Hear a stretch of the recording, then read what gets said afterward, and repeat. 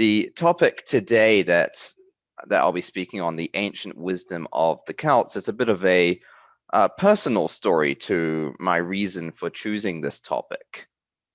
In fact, it was through my interest in the Celts that I first stumbled across theosophy. So really, it began with my fascination of Celtic society, Celtic mythology, Celtic legends that brought me to theosophy.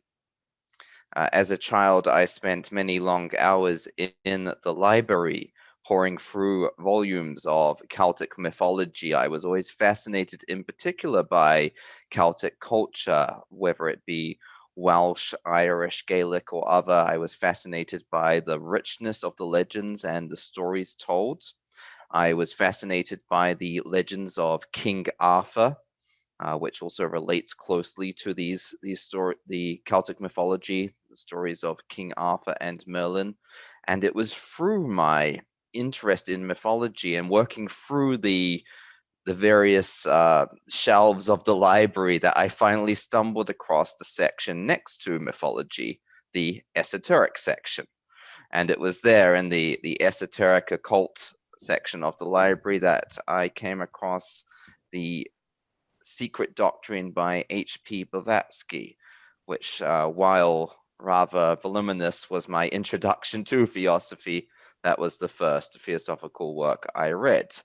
And rather than reading it through start to end, I went to the index and looked up the sections on the Celts and the Druids, because that was what I was particularly interested in. So the first parts of the Secret Doctrine I ever read were some of what I will be presenting here today. Another reason that I chose this talk, The Ancient Wisdom of the Celts, is we find in theosophical literature, in many lodge study groups and so on, a focus somewhat on the teachings of, again, the very rich and voluminous teachings of ancient India, the Vedas, the Upanishads. We also find quite a focus on the wisdom of the ancient Egyptians and the mystery schools that then progressed into the mystery schools of ancient Greece. And we tend to find a bit more of a focus on these ancient cultures, and perhaps less of a focus on the Celts. And there's a few reasons for that. The biggest reason probably being that we know a lot more about the Egyptians, the ancient Indians, the Greeks than we know about the Celts. The Celts didn't commit their teachings, their religious ideas, and their mythology to writing. So what we know about the Celts is mostly what has been compiled by the enemies of the Celts. At that time, the ancient Romans. So Julius Caesar, for example, wrote much of what we know about the Druids in some of his travel writings. But of course, we find there that those are quite biased. They might not be entirely accurate in their presentation. So that's the first biggest hindrance to any study of Celtic culture and mythology. Secondly, I think there's the fact that the Celtic culture was perhaps to an extent it was more repressed than the other cultures. So while we find that the Egyptian culture flourished and then went on to influence the Greek culture, which then went on to influence Roman culture and so on, what we find with the Celts is a bit more of a repression, a coming in of foreign cultures and a pushing away of Celtic ideas. And so I think this also complicates it. Also, there's a bit of an amalgamation. So much of what we might call Celtic culture, Celtic legends, Celtic ideas were amalgamated into the new Christian culture and the new Christian ideas. And so we have this kind of mixture. And so much of the history of Christianity in the British Isles is also all mixed up with the traditions of the ancient Celts as well. So it's quite an interesting confusion of different ideas that we find. My However, apologies, Luke. I'm sorry to interrupt. I just wanted to check to see if your slides were supposed to be moving forward. We're still on the first slide. Yes, that's okay. I'm just Okay. introducing the Oh, no topic. worries. Okay, please take us out. Please pick up from where you went on. I just wanted to make sure. My apologies. Yeah, thank you. That's fine. Yes. So yes, basically what we find then is that Celtic culture has perhaps been less researched than some of these other cultures, and that also it's also been less researched in theosophical groups as well. However, some academic research has been done, some very good academic research, and we'll have a look at some of that today.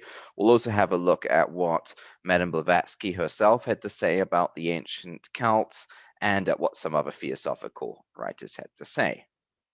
So there's a couple of objectives, and but actually before we go into this, I just want to say that this lecture today has been adapted and added to a previous study course, which I presented to the Abraxas Lodge of the Theosophical Society in America. It was a course on ancient cultures, and there was 1 week on the ancient Egyptians, one on the ancient Greeks, one on the ancient Celts, and one on ancient India. So this is adapted from that, but I've also added to it, and also some research that was published in the Journal of the Canadian Theosophical Association. And I can provide those resources after the lecture if anyone's interested. So in particular, we're going to look at the teachings of the Druids, and the Druids are fascinating. We're going to look at them more than other aspects of Celtic culture today, because they were the Celtic priesthood, and therefore they were the experts in Celtic religion and mythology. We'll also have a look at the comparative study of the Druids compared to other ancient cultures of the time and modern theosophical teachings to show their compatibility and the universality of their ideas. We'll look at some of the key themes that are found in the teachings and rites of the Druids of the Celtic world, and we'll attempt to decipher those esoteric meanings. And we'll also consider the purpose behind the Druidic rites and teachings in the light of theosophy. I've also provided my email here, so if anyone has questions and doesn't have an opportunity to ask today, please feel free to shoot me an email. This, just as a bit of a disclaimer, this lecture today is simply the result of my own research. There may be mistakes, there may be things that are not completely accurate, and it's just a result as a student of my own research. I'm always open to corrections or to hearing from others who may be more knowledgeable on the subject than I am. So please do feel free to shoot me an email either with questions, corrections, or interesting facts if you happen to be one of those more knowledgeable than I. I think it would be appropriate to open with the Druids' prayer. And this was a traditional prayer which was mostly came about as a result of the Celtic revival of the 18th century, and we'll touch on that a bit more later on. But we'll first off start by a reading through, because some of the themes in this prayer are the central themes of the Druidic worldview. So grant us, O God, thy protection, and in protection strength, and in strength understanding, and in understanding knowledge, and in knowledge the knowledge of justice, and in knowledge of justice the love of it, and in that love the love of existences, and in that love of existences the love of God, God and all goodness. I think this is a beautiful prayer, and that there's actually a lot in these very few words which resonate with the theosophical worldview. It's particularly interesting if it were to be compared with the golden stairs, often read at the beginning of lodge meetings and theosophical events, and we find many of the same ideas expressed in this prayer as in the golden stairs. Of course, I think we could swap the word God here for any appropriate name for a higher power. And I think the prayer would still carry the same basic idea. But we have here some of the most important keywords of the Celtic worldview. We find words such as protection, strength, understanding, knowledge, justice, love, love of existence, the love of God, the love of goodness. And we're going to go into each of those as we progress through this. Now, this work here, and I've included a screenshot of it so that you can have a look for the work on the internet if you like. This is from Peter Freeman's The Druids and Theosophy. It's an excellent short work, including an introduction from Annie Besant. And Peter Freeman was a theosophist. I believe he was a member of the Theosophical Society in Wales.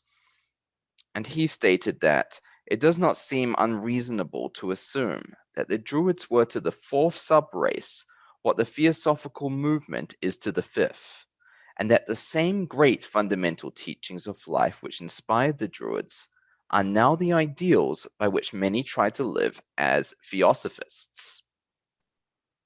So theosophy, being the ageless wisdom, has obviously been presented in a myriad of forms throughout time.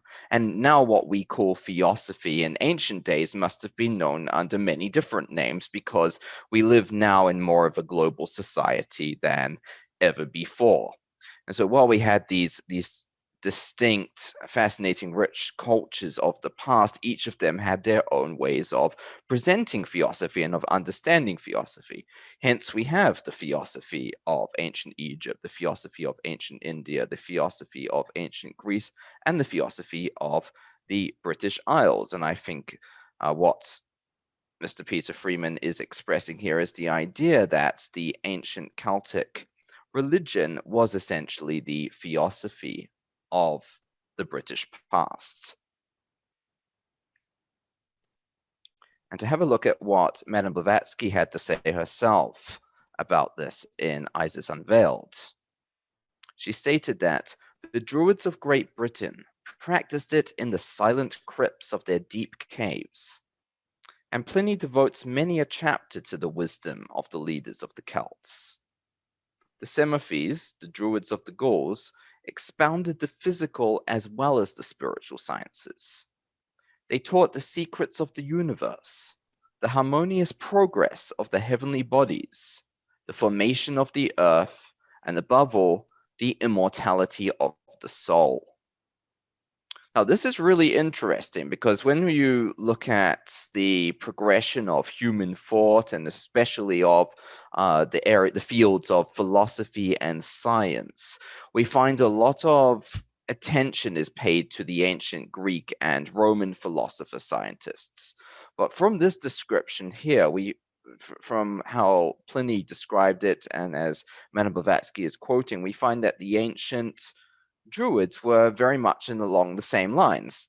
They studied both the physical and the metaphysical aspects of existence. They were interested in the world, in the physical globe that we inhabit, on the laws of science, of physics, of what makes this earth the way it is. And they were interested in more fundamental causes, why we are here, what is the purpose of life, and in very interestingly, in the idea of the immortality of things. So the Druids had the Druids, like the Egyptians and the Romans and the Greeks, had an idea of reincarnation. And we also find in A.P. Sinnett's work, The Pyramids and Stonehenge, the following quote: "The worship of the early Druids, to give that name to the occult teachers who made Stonehenge their headquarters, was grandiose and simple. There were processions and chants and symbolical ceremonies associated with astronomical events, especially with the rising of the sun on Midsummer Day. In accordance with the elaborate symbolism of early occult rites, a great deal of importance was attached to the serpent as an emblem of multifarious significance, and as the adept Druids could easily control these creatures. So a couple of very interesting things here. Firstly, the idea that the Druids were sun worshippers. And if we refer back to theosophical literature, we find a lot of importance is placed on the sun. The sun is expressed as being the solar logos in the theosophical cosmology, and as being the closest that the human being can arrive to an understanding of God. So there's a reason why throughout history the sun has been regarded as a god. Rather than being mere superstition, there's a deep esoteric and theosophical reason for this association.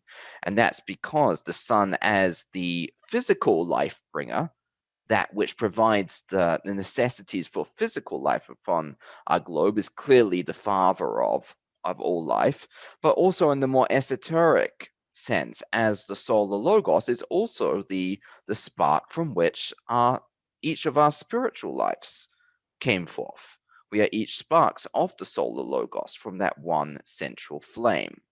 So the Druids, in their deep esoteric wisdom, were able to understand both the physical and the metaphysical aspects of this relationship with the sun. And Stonehenge was built before the Druids, interestingly, before the Druids, but as AP Sinnott mentions here, it was made their headquarters as a recognition of this fact of the fundamental significance of the sun. We also find this association with serpents, with snakes, which is really interesting when we consider the Ouroboros. And you can see this maybe just faintly in the background of the slide here, but if you can just bring to mind the symbol of our society, the serpent surrounding the Star of David, well, then we have the symbol of the Ouroboros, the snake eating its own tail, a symbol of eternal recurrence, of cycles of reincarnation. So the Druids were also very aware of these things. And on the origin of the Druids, Madame Blavatsky has something very interesting to say. She states that the mystery veiling the origin and the religion of the Druids is as great as that of their supposed fanes or temples is to the modern symbologist, but not to the initiated occultists. Their priests were the descendants of the last Atlanteans, and what is known of them is sufficient to allow the inference that they were Eastern priests akin to the Chaldeans and Indians, though little more. It may be inferred that they symbolize their deity as the Hindus do their Vishnu, as the Egyptians did their mystery god, and as the builders of the Ohio Great Serpent Mound worshipped theirs, namely under the form of the mighty serpent, the emblem of the eternal deity time, the Hindu Kala. Pliny called them the Magi of the Gauls and Britons, but they were more than that. The author of Indian Antiquities finds much affinity between the Druids and the Brahmins of India. Mr. Borlase points to a close analogy between them and the Magi of Persia. Others will see an identity between them and the Orphic priesthood of Thrace, simply because they were connected in their esoteric teachings with the universal wisdom religion, and thus presented affinities with the exoteric worship of all. And for me, especially what's mentioned just in that last sentence is one of the most fascinating things about the study of theosophy. What you find in theosophy is, rather than having, say, some tenets that have been set forward, then trying to create a worldview which fits into these preconceived tenets, what you find instead in theosophy is these various different cultures all around the world, some of which were isolated from one another and therefore did not have contact at the time that some of these ideas were brought into existence. We find all these different cultures and ideas, and although they're using differences of language and differences of symbolism, we find the same fundamental principles being expressed in each. So we find this in the ancient Magi of Persia. We find this in the teachings of the Brahmins of India. We find this in the mystery schools of ancient Egypt and Greece. The same fundamental ideas being expressed as those of the ancient Celts. And so what is most fascinating about this is that there must be some truth behind these, and that's what theosophy is, isn't it? The universal principles which have been expressed under a myriad of different forms. So we have here the fundamental distinction between the esoteric, that which is fundamental, that which underlies the changing outer forms and shapes, and the exoteric, the rituals, the language, the culture in which the esoteric is enclosed. And this is not to say that the exoteric is unimportant. The exoteric is extremely important and has its proper place. However, the two work hand in hand, the esoteric being the more fundamental, that which is eternal, that which is unchanging, the exoteric being that which is appropriate for the times. And that's why the exoteric aspects of theosophy today are different from the exoteric aspects of theosophy in the past. The exoteric is always changing, is constantly changing. The exoteric theosophy of today is not the same as the exoteric theosophy that will be in 1,000 years from now, or was 1,000 years ago. However, the esoteric theosophy, what we name the ageless wisdom, is the same today as it was at the dawn of time and as it will be at the dusk of time.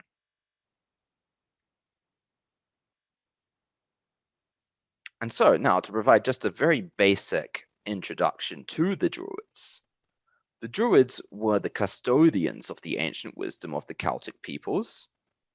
They possessed knowledge of the various sciences, the art of music and poetry, of right governance and justice, and were also responsible for the preservation of the genealogical record of their tribe. So quite a list of duties. They did a bit of everything, as we can see.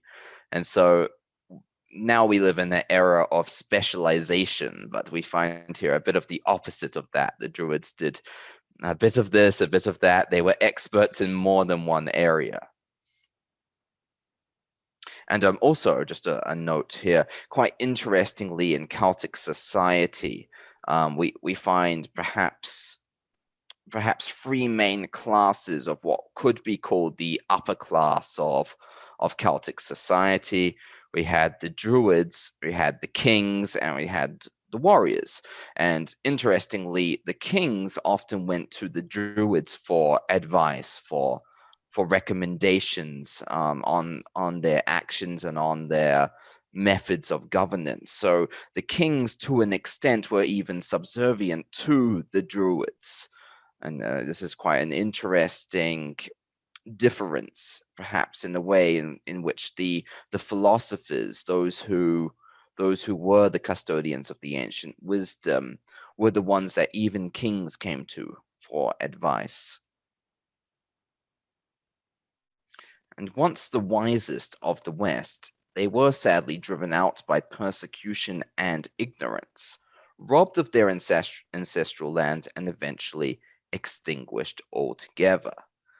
And so I think we could almost take this same statement and apply it to all great civilizations and all great philosophies of the past. This sadly seems to be the case, that there is the birth of a new philosophy. It rises to its highest extent and then is eventually distinguished in its eventual fall.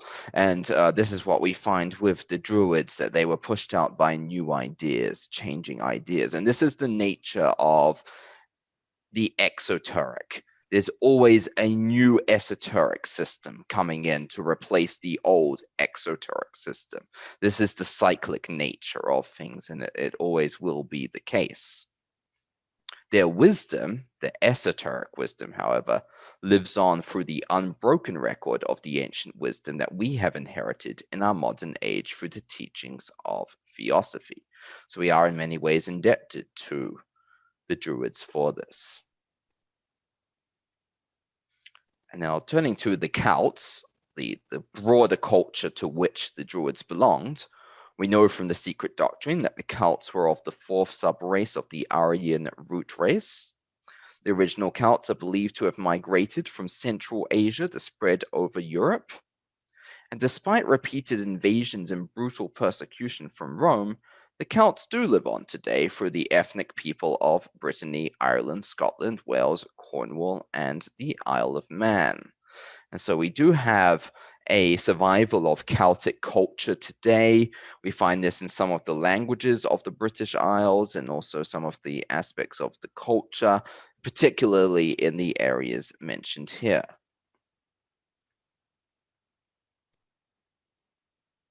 Madame Blavatsky, as we just seen, does refer to the Druids throughout many points in the secret doctrine.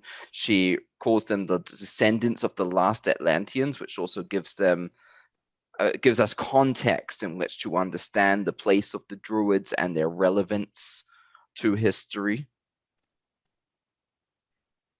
And as I mentioned in the introduction, one of the difficulties in the academic study of the Celts and the Druids are that the Druids did not commit their teachings to writing. They, in fact, upheld the idea that history and cosmology should be transmitted through poetry and verse. And we find this in other ancient cultures as well, the idea that some ideas, some teachings are perhaps too pure, too esoteric to be committed to the imperfections of text.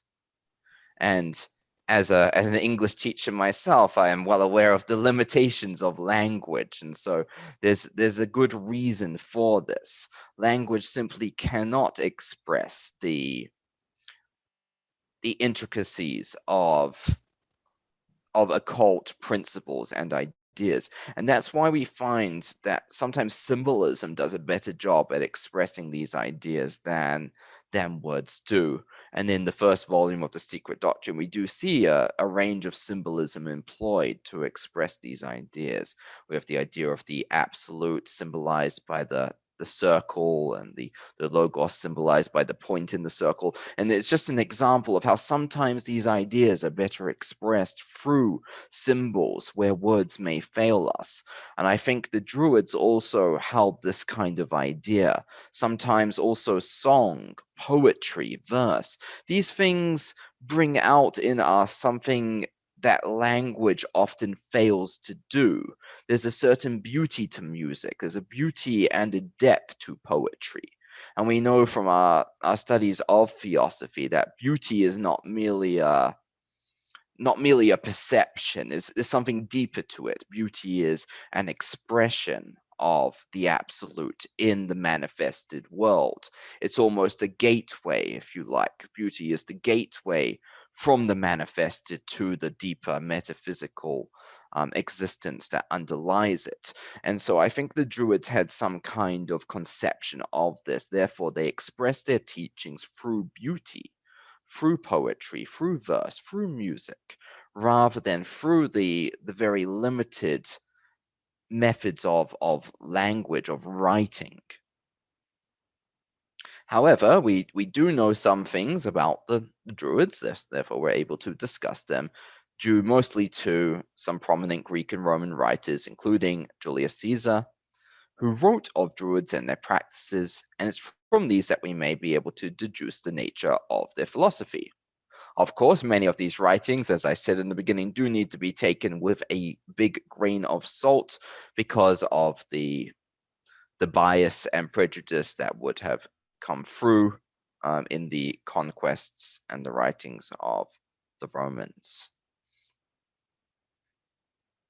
Some of the fundamentals of Celtic cosmology then. Firstly, one idea which is quite clear from a study of Celtic culture is that they did believe in the cyclic nature of existence.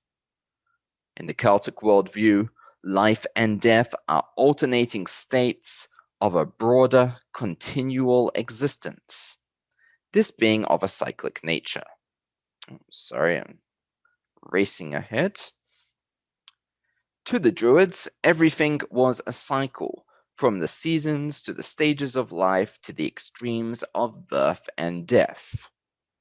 And we find this exact same idea is so fundamental to our modern theosophical study, isn't it? I think everything begins with cycles. Cycles help to explain the nature of our existence, why we are where we are at this present time in this present place. And the Celts had such a deep focus on cycles that they viewed everything as part of a grander cycle. And this leads clearly to the next point, that of reincarnation itself being a cycle. So to the Celts, death was merely one aspect of the cycle of life. It was not an end, but rather a period of rest, a temporary darkness before the return of the dawn. And we find that the Celts were very brave in battle. They went into battle with a seeming fearlessness when it came to this idea of death, and perhaps this worldview was what helped to instill in them such bravery and courage. And I think another interesting point here is that in the Celtic worldview and in the Celtic ideas of time, they would begin the day with the night. The night was the first part of the day rather than the morning, as we often think of in Western society nowadays. And they began their year with winter, the middle of winter, rather than with the spring. And I think this makes a lot more sense when you consider it, because real beginning, if we're to go back before birth, before spring, before the dawn, we have the origin, and the origin is that which is perhaps what might be symbolized by the darkness. However, darkness needs to be distinguished from all ideas of evil, of malevolence, and these other ideas which are sometimes wrongly associated with darkness. In the Celtic worldview, darkness was not a bad thing. It was not something to be feared. It was not something evil. And I think we also find this in theosophy. In some of the theosophical writings, the absolute is referred to by the epithet, the ever darkness.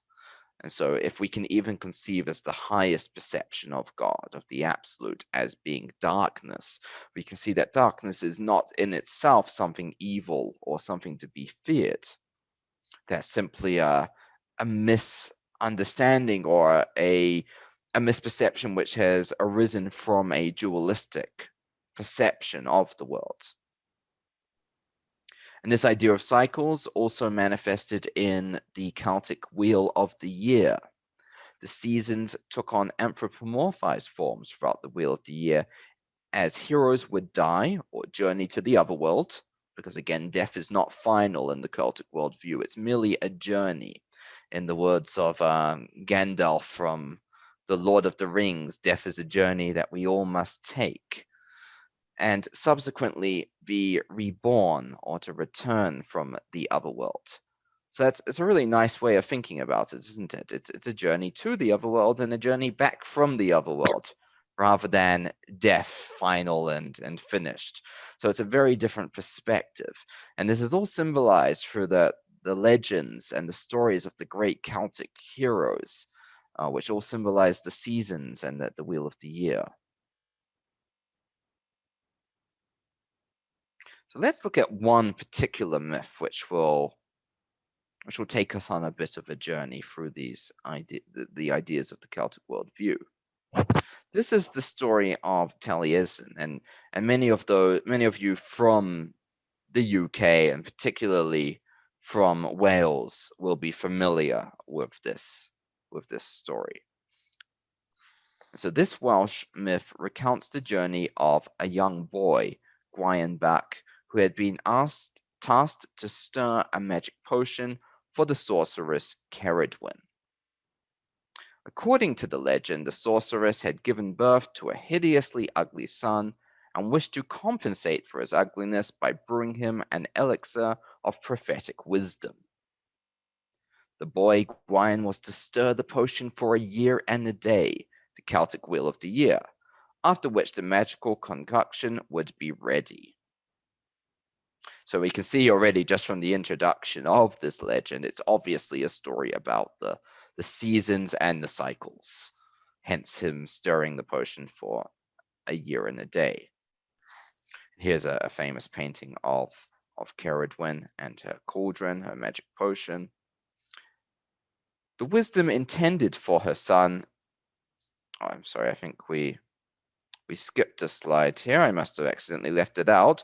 So just to explain what happened between these two slides, which I've somehow omitted, while stirring the potion on the day that it was meant to be ready, the boy Gwayan scorched his finger with the potion and stuck his finger in his mouth in order to reduce the burning. And by doing this, he took in the magic power of the potion. So the wisdom which was intended for Cerridwen's son was transferred to the boy Gwayan. Realizing that the sorceress Cerridwen would be angry, the boy fled and a chase ensued.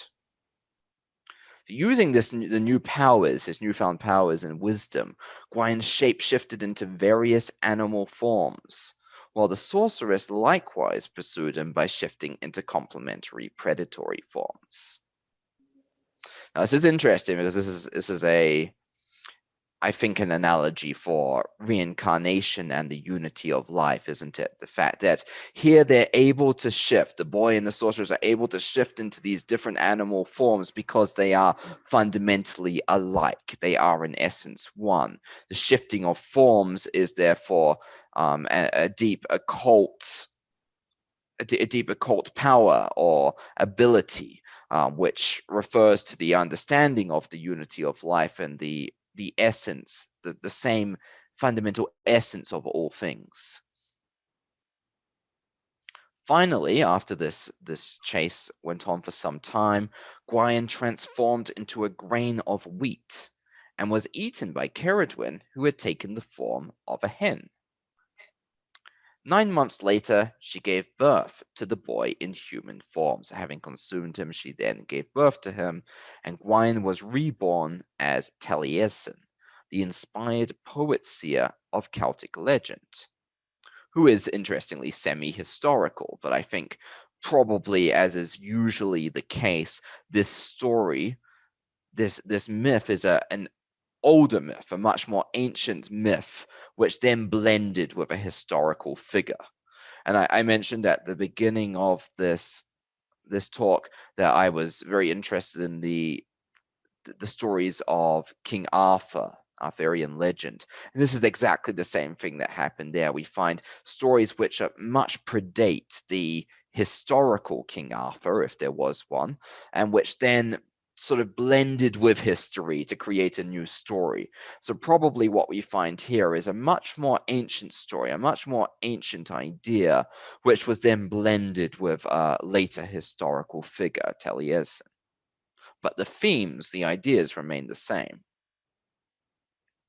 So some of the fundamental ideas in this myth are those of the cyclic death and rebirth, of spiritual initiation, of the transformation of worldly forms, and of alchemical transmutation. The divine inspiration which the boy Gwayan receives from the potion was called by the Welsh Awen, and was conceived as being the flowing spirit and essence of life. It was Awen that was the fount of all knowledge and inspiration, and was thus the muse of bards and poets.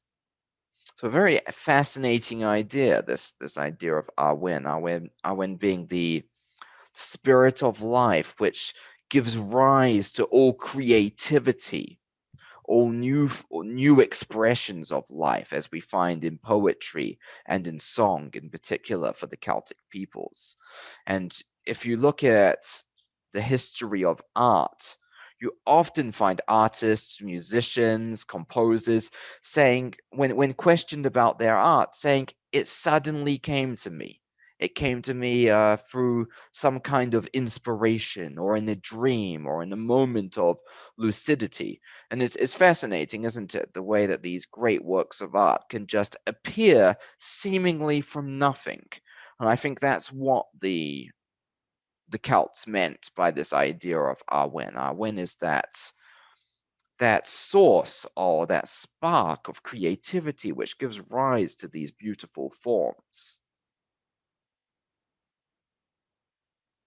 And this conception of a flowing spirit as the essence of life further reveals an understanding of a universe pervaded by cyclic motion, in which birth and death, creation and destruction, and the incessant changing of the seasons are but the eternal turnings of the wheel. So rather than this linear perspective where we have a beginning, a middle, and an end, the Celtic worldview didn't have this. Everything was a circle, everything was a cycle, everything was beginning and simultaneously ending. Every ending was a doorway to a new possibility. And I think this is also the theosophical worldview, and it's a beautiful worldview to have, rather than things being final and everything being either a complete beginning or a complete ending. Everything is constantly moving and changing. Motion is the essence of existence.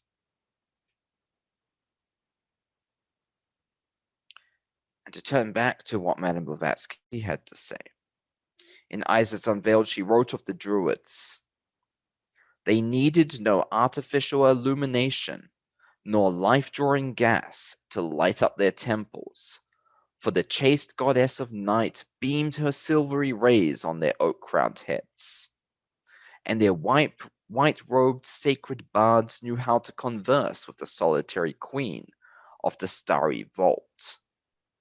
So we touched upon the significance of the sun to the Druids as the solar logos. Well, here we also find the other side of the coin, the significance of the moon and of the stars. So the Druids venerated both the sun and the moon, both the day and the night, and they had different rituals for each in line with their cyclic understanding of existence. To the Druids, nature was their church. Nature was their focus of worship. And so the Druids, rather than constructing churches in the modern sense, churches or mosques or synagogues or temples, what we find instead is these stone circles, right? And these groves of trees, and this veneration for nature. They like to worship under the naked sky. And so one theme related to the Celtic worldview and the Druids, and a question which often comes up when I present this topic, is about Stonehenge. How does Stonehenge relate to the Druids? Until rather recently, there was a belief among academics that Stonehenge was built by the Druids or by the Celtic people. However, it's now thought to predate them. So we'll have a look at what Theosophy has to state about Stonehenge.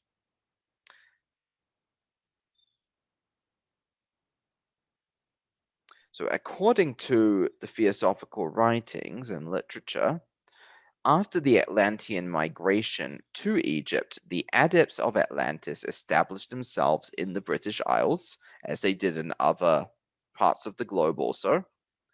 Under their influence, a great civilization emerged, and Stonehenge was constructed as a temple whereby the rites of the ancient wisdom could be carried out.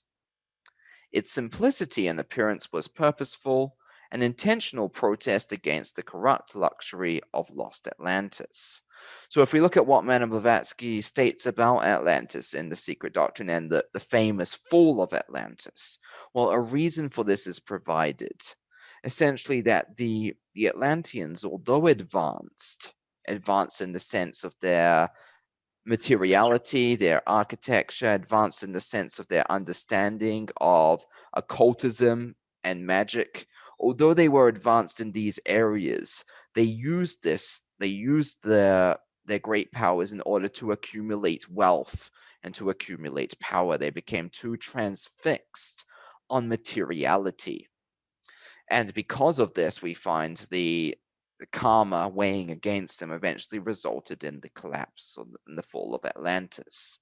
And so Madame Blavatsky states that Stonehenge was rather simple in its construction and appearance to contrast with the grand luxury of those fallen Atlantean temples.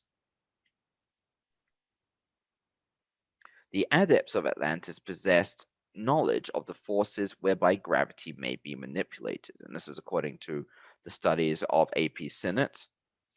It was through the utilization of these forces, known today as levitation, that the gigantic stones were put into place. According to A.P. Sinnott, clairvoyant observers of Stonehenge have tapped into the memory of nature and beheld aspects of the process of this construction. So quite interesting to put this into the context of what some theosophical writers have to say about the origins of Stonehenge and its relationship to Atlantis. And to have a look at this section, because it will relate to the main topic, the Akashic records are sometimes described as being the memory of nature. The subtle matter that composes the different planes of the cosmos has the ability to receive and record impressions of everything that happens on the terrestrial plane. These records, which can be seen by some clairvoyants, exist on several planes. The records on the astral plane or astral light are said to be fragmentary and unreliable. The ones preserved on the mental plane, though more difficult to access, are said to be accurate. The latter are the true Akashic records. And working under the guidance and with the help of the adepts from Atlantis, the builders of Stonehenge are said to, and of the ancient dominant altars found the enormous masses of stone they used which they used light enough to be handled with facilities. This is according to A.P. Sinnott's writings on the pyramids and Stonehenge. Also, turning to the writings of Bishop Charles Webster Leadbeater in the David Charnock Plain, he stated that we must not omit to mention the ever-present background formed by the records of the past. The memory of nature, the only really reliable history of the world. While what we have on this plane is not yet the absolute record itself, but merely a reflection of something higher still, it is at any rate clear, accurate, and continuous, differing therein from the disconnected and spasmodic manifestation, which is all that represented in the astral world.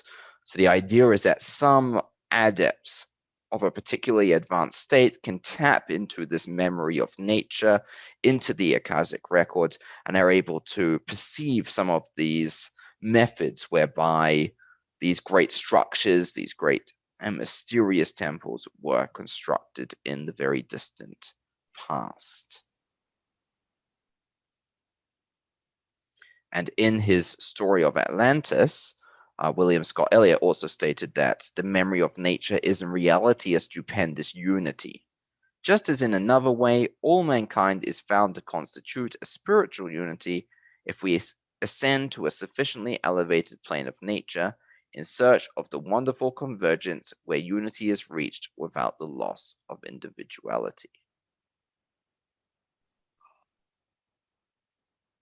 So on the construction of Stonehenge, A.P. Sinnott also states it was near the final culmination of the great Atlantean continent submergence about 100,000 years ago from the present time that the grey stones still standing on Salisbury Plain were first established in their places.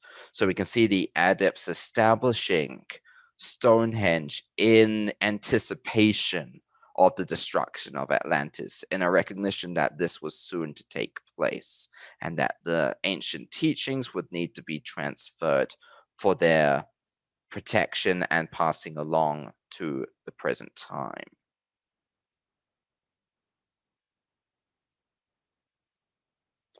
Okay. And so from what we've just covered today, I think it's clear that Druidism was one expression of the ancient wisdom that has existed since time immemorial. The Druids were concerned chiefly with the search for truth, in whatever form it may reveal itself, much like the theosophical motto, there is no religion higher than truth.